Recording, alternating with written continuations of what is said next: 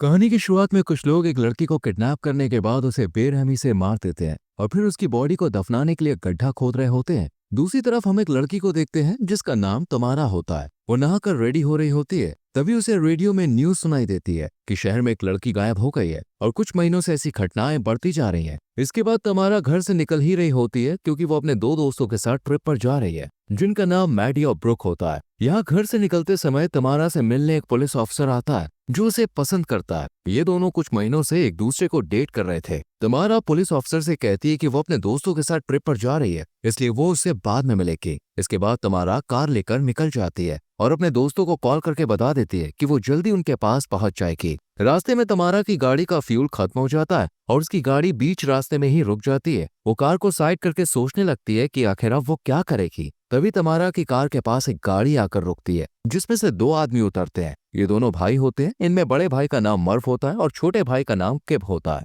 मर्फ तमारा के पास आकर पूछता है कि आखिर उसे कोई दिक्कत तो नहीं है। इस पर वो कहती है कि उसकी कार का फ्यूल खत्म हो चुका है। मर्फ कहता है उसके पास फ्यूल है और वो उसकी मदद करने को रेडी है, पर उसके बदले में उसे कुछ चाहिए। वो तमारा के साथ फ्लर्ट करने लगता है और उसके साथ घूमने चलने को कहता है। तमारा उसे मना कर देती है और अपने दोस्त को कॉल करके बता देती है रास्ते में उसका फ्यूल खत्म हो चुका है, इसलिए उसे आने में थोड़ा टाइम लगेगा। इधर मर्फ तमारा के कार में फ्यूल भर देता है और दोबारा से कहता है कि तुम हमारे साथ पार्टी करने चलो, हम वहां बहुत एंजॉय करेंगे। पर वो मना करके उन्हें फ्यूल देने के लिए थैंक्स कहकर यहाँ से चली जाती है। इसके बाद तमारा अपने दोस्त मैडी और ब्रुक के साथ लेक के पास होती है जहाँ वो घूमने आए थे। यहाँ पर ये तीनों ड्रिंक करते हैं और काफी मस्ती भी करते हैं और रात में ये लोग होटल में होते हैं जहाँ ये तीनों तैयारी कर रहे होते हैं क्योंकि इन्हें क्लब में जाना था। इसी बीच बाहर से इन्हें एक आवाज सुनाई देती है और किसी के होने का शक इन्हें होता है। ये लोग डर जाते हैं और कमरे की लाइट ऑफ कर देते हैं। तभी डोर के पास आकर कोई नॉक करता है। तमारा आहिस्ते आहिस्ते दरवाजे के पास जाकर डोर ओपन करती है। तब वो देखती है कि ये वो पुलिस ऑफिसर होता है जिसे तमारा डेट कर रही थी।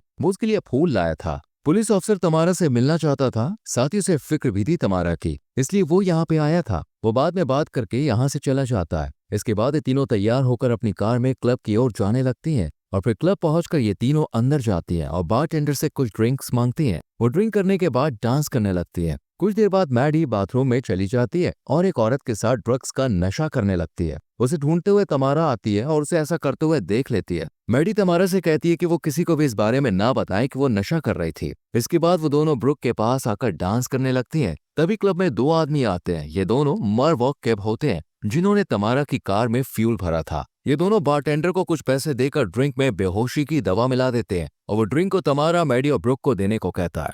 इसके बाद मर्व और केब यहाँ से साइड हो जाते हैं। बारटेंडर उन तीनों लड़कियों को ड्रिंक देता है और कहता है कि कुछ लड़कों ने तुम्हें ड्रिंक दी है। वो तीनों बिना ज्यादा सोचे ड्रिंक पी लेती हैं और फिर नशे में झूमते हुए नाचने लगते हैं। मगर कुछ ही देर में ये तीनों का सर घूमने लगता है। तमारा का सर बहुत ज्यादा भारी हो गया था। वो कोने में चली जाती है और एकदम से बेहोश हो जाती है। तभी उसके सामने मर्व और केब आते हैं और उसे किडनैप करके अपने साथ एक ट्रक में ले जाते हैं। तमारा की जब आंख खुलती है तब वो अपने आप को एक ट्रक में पाती है। उसके आसपास एक ही घर होता है और बाकी जगह जंगल है। तमारा ट्रक से उतरकर ट्रक के नीचे छुप जाती है क्योंकि उसके पास कोई आ रहा होता है। यह मर्व और किप के साथ उसके पिता होते हैं। इन तीनों ने मिलकर तमारा को किडनैप किया था। उन्हें जब ट्रक में तमारा नहीं मिलती तब वो उसे ढूंढने लगते हैं। उन्हें मालूम था कि वो यहीं कहीं होगा और जल्द ही उन्हें तमारा ट्रक के नीचे मिल जाती है। वो लोग उसे पकड़ लेते हैं पर वो इन्हें लात मारकर यहाँ से भागने की कोशिश करती है, पर वो ज्यादा देर तक इनसे बच नहीं पाती और आखिर में पकड़ी जाती है। वो लोग तमारा को पकड़कर एक रूम में बंदी बना देते हैं। वो उनसे पूछती है कि आखिर वो लोग उसके साथ क्या करेंगे।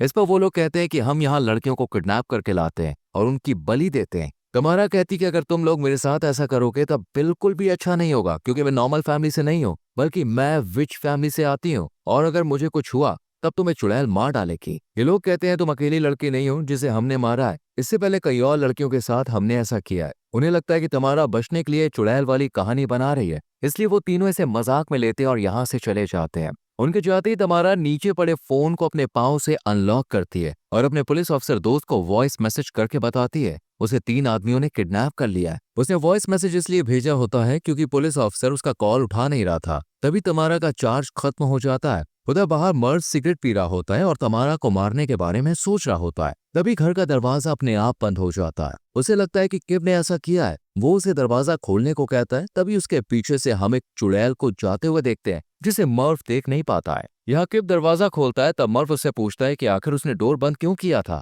इस पर वो कहता है कि उसने ऐसा नहीं किया, वो तो घर में काम कर रहा था। इसके बाद मर्व बाहर से खाना लाने के लिए गाड़ी लेकर निकल रहा होता है। तभी गाड़ी के सामने चुड़ैल आ जाती है, जिसे वो गाड़ी से उड़ा देता है, पर वो गाड़ी के नीचे बैठ जाती है और मर्व गाड़ी से बाहर निकलकर उसे ढूंढता है, पर उसे वहां पर कोई भी नहीं दिखता। वो गायब हो चुकी होती है। वो ज्यादा ध्यान नहीं देता और खाना लेकर घर में आ जाता है। इसके बाद मर्व, केब और उसके पिता पा खाना खाने से पहले प्रे करते हैं और फिर खाना खत्म करके पा अपने रूम में होते हैं। तभी रूम का दरवाजा खुलता है। वो गुस्से में बाहर अपने बेटों के पास आते हैं और कहते हैं कि डिनर के बाद मेरे कमरे में आने से मना किया है ना, इसके बाद भी तुम क्यों आए। इस पर मर्व और किप कहते हैं कि वो तो टीवी देख रहा है। पा जब वापस अपने कमरे में जाते हैं तब उन्हें बेड पर कंकाल मिलता है। वो अपने बेटों को बुलाते हैं। किप कहता है कि ये तमारा का काम हो सकता है, क्योंकि वो चुड़ैल परिवार से आती है और वो अपनी पावर से ये सब कर रही है। इसके बारे में पूछने के लिए वो तीनों तमारा के पास जाते हैं। वो उन्हें देखकर हंसने लगती है। तब पा उसे थप्पड़ मारते हैं। तभी कमरे के दरवाजे पर कोई नॉक करता है। जब वो लोग देखने के लिए बाहर निकलते हैं तब उन्हें कोई भी नहीं दिखता। उधर पुलिस ऑफिसर को तमारा का मैसेज मिल गया होता है और उसे पता चल गया होता है कि तमारा मुसीबत में है, इसलिए वो अपनी कार लेकर उसे ढूंढने के लिए निकल जाता है। उधर किप तमारा के पास आता है और उसे बताता है कि वो ये सब अपने पिता और भाई के कहने पर करता है, पर असल में वो ये सब नहीं करना चाहता। तमारा कहती है, किप तुम लोगों को लड़कियों को मारकर कुछ नहीं मिलेगा, तुम्हें ये सब छोड़ देना चाहिए। इसके बाद किप पूछता है, क्या जो हमारे साथ हो रहा है वो तुम कर रही हो। वो कहती है नहीं, उसने बचने के लिए झूठ कहा था कि वो चुड़ैल परिवार से है। किप ये सुनकर खुश हो जाता है और इसी के लिए वो यहाँ आया था ताकि उसे पता चल सके कि तमारा से उन्हें कोई खतरा है या नहीं। वह मर्व अपने कमरे में सो रहा होता है, तभी उसके सामने चुड़ैल आकर डरा देती है। वो डर के मारे अपने पिता के पास जाता है, जहाँ उन्हें भी कुछ अजीब चीजें दिखती हैं, जिससे उन्हें लगता है कि तमारा ये सब कर रही है और उसके अंदर डेविल आ चुका है। अगले दिन वो लोग तमारा के ऊपर एक रिचुअल करते हैं ताकि उसके अंदर से डेविल को बाहर निकाल सकें और उसकी आत्मा शुद्ध हो सके। पा तमारा से कहते हैं कि क्या तुम्हारे अंदर भगवान है। वो जब तक नहीं कहती उसके अंदर गॉड है, तब तक उसे पानी के अंदर डुबोकर बाहर निकाला जाता है। तब तमारा उनकी बात मान लेती है और कहती है कि मेरे अंदर गॉड है। तब उसे छोड़ा जाता है और कमरे में बंद कर दिया जाता है और फिर पा किप को तमारा के लिए कब्र तैयार करने को कहते हैं। उधर हम पुलिस ऑफिसर को देखते हैं जो तमारा का दोस्त होता है। वो उसी क्लब में आया है जहां से तमारा किडनैप हुई थी। यहाँ पर हमें पता चलता है कि उसकी बाकी दोस्त भी नहीं मिल रही हैं। पुलिस ऑफिसर बारटेंडर से तमारा के बारे में पूछता है, वो उसे कुछ भी नहीं बताता। इधर किप कब्र खोद रहा होता है और वहां तमारा खुद को रस्सी से आजाद करने की कोशिश कर रही होती है और आखिरकार वो ऐसा करने में कामयाब होती है। लेकिन किप तमारा को देख लेता है कि उसने रस्सी से खुद को छुड़ा लिया है। वो तमारा से कहता है कि वो भगवान का फरिश्ता है और वो लोगों को मारकर उन्हें हेवन में भेजेगा। तमारा कहती है, तुम्हें ये सब किसने बताया? गॉड ने। वो कहता है, मुझे मेरे पिता यानी पा ने बताया है। तमारा कहती है, ये सब बकवास है, तुम असल में डेविल के नौकर हो और शायद तुम्हारे भाई और पिता भी डेविल के लिए काम करते हैं। तमारा कहती है, अगर तुम अच्छा काम कर रहे हो तो तुम खुद मरकर हेवन में जाओ। वो किप को फोर्स करने लगती कि डेविल उसके अंदर है। तब किप इन सब बातों से परेशान हो जाता है और उसे अपनी गलतियों का एहसास होता है, जिस वजह से वो खुद को खत्म कर लेता है और खुद की खोदी हुई कब्र में गिर जाता है। इसके बाद तमारा अपनी हाथ की रस्सी खोलकर यहाँ से भागने वाली थी। तभी मर्व उसे देख लेता है और उसे पकड़ने के लिए आता है। वो उससे बचने के लिए जंगल में भागती है और मर्व उसे मारने के लिए दौड़ता है। यहाँ घर में जब पा को उसके दोनों बेटे नहीं दिखते तब वो बाहर आते हैं। वो देखते हैं कि कब्र में किप मरा पड़ा हुआ है। ये देखकर वो बहुत रोते हैं। तभी पा को एक लड़की के रोने की आवाज आती है। वो उस आवाज का पीछा करते हुए जंगल की तरफ जाते हैं। उन्हें एक लड़की सामने दिखाई देती है। तभी उसके सामने दूसरी लड़की व्हाइट ड्रेस में मास्क पहने हुए एकदम से आ जाती है, जिससे डरकर पा वहीं पर बेहोश हो जाते हैं। यहाँ पर हम देखते हैं कि लड़की कोई और नहीं है बल्कि तमारा के दोस्त मैडी और ब्रुक है और वो दोनों ही चुड़ैल बनकर उन्हें डराया करती थी। उधर मर्व तमारा को पकड़ लेता है, लेकिन वो उसके सर पर पत्थर मारकर उसे बेहोश कर देती है और उसे पिता के पास लाती है। उसके बाद रात में तीनों दोस्त मिलकर पा और मर्व को रस्सी से बांध देते हैं और बंदूक लेकर खड़े होते हैं। तमारा कहती है कि तुम लोग बहुत महीनों से मासूम लड़कियों को बिना मतलब के मार रहे हो और उनका बदला मैं काफी दिनों से लेना चाहती थी